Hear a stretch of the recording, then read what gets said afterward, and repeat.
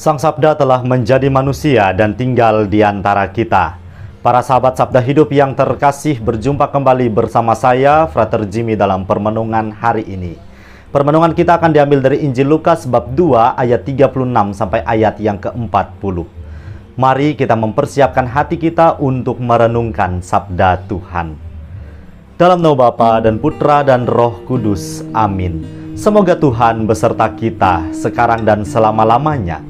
Inilah Injil suci menurut Lukas. Dimuliakanlah Tuhan. Lagi pula di situ ada Hana, seorang nabi perempuan, anak Fanuel dari suku Asyer. Ia sudah sangat lanjut umurnya. Sesudah kawin ia hidup 7 tahun lamanya bersama suaminya. Dan sekarang ia janda dan berumur 84 tahun. Ia tidak pernah meninggalkan bait Allah dan siang malam beribadah dengan berpuasa dan berdoa. Dan pada ketika itu juga datanglah ia ke situ dan mengucap syukur kepada Allah dan berbicara tentang anak itu kepada semua orang yang menantikan kelepasan untuk Yerusalem. Dan setelah selesai semua yang harus dilakukan menurut hukum Tuhan, kembalilah mereka ke kota kediamannya, yaitu kota Nazaret di Galilea. Anak itu bertambah besar dan menjadi kuat, penuh hikmat dan kasih karunia Allah ada padanya. Demikianlah sabda Tuhan, terpujilah Kristus. Para sahabat Sabda Hidup yang terkasih, apabila dalam permenungan kemarin ditampilkan sosok Simeon kepada kita sekalian, hari ini sabda Tuhan menampilkan sosok Hana sebagai salah satu inspirasi iman bagi kita. Melalui sabda Tuhan yang kita dengarkan tadi diceritakan betapa sosok Hana ini begitu taat dalam kehidupan rohaninya. Ia merupakan seorang janda yang sudah tua, yakni berumur 84 tahun. Menariknya bahwa dalam hari-hari hidupnya, ia tidak pernah meninggalkan bait Allah.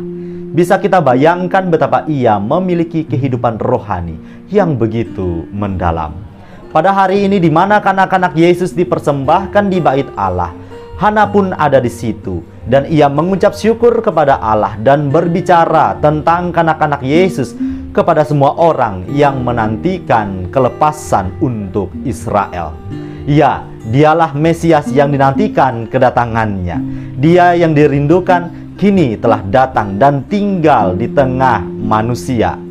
Tentu kedatangan Tuhan bukan hanya dirindukan oleh orang-orang Israel pada zaman itu, melainkan kepada kita sekalian. Kita juga memiliki kerinduan yang sama. Setiap umat beriman menantikan dengan penuh iman dan pengharapan akan kedatangan Tuhan yang menyelamatkan.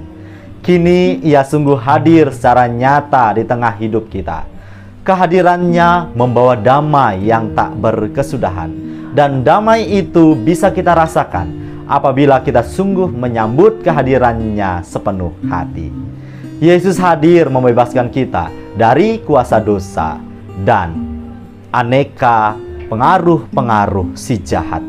Maka dari itu, para sahabat Sabda Hidup yang terkasih, adakah kita juga membuka diri sekaligus mempersembahkan diri kita untuk kemuliaan namanya? Adakah kita memaknai momen Natal kali ini sebagai kesempatan bagi kita untuk lahir kembali bersama bayi Yesus dalam terang roh dan kebenaran? Semoga para sahabat Sabda Hidup yang terkasih, Natal yang kita rayakan kali ini tidak hanya sekadar formalitas belaka, melainkan kita sungguh dapat merefleksikannya dalam terang iman. Semoga kita sekalian dimampukan untuk mewujudkannya dalam terang iman akan Kristus Tuhan. Selamat beraktivitas, salam sehat untuk kita sekalian. Semoga Allah yang Maha Kuasa memberkati kita, melindungi kita terhadap dosa dan menghantar kita ke hidup yang kekal. Amin. Dalam nama Bapa dan Putra dan Roh Kudus. Amin.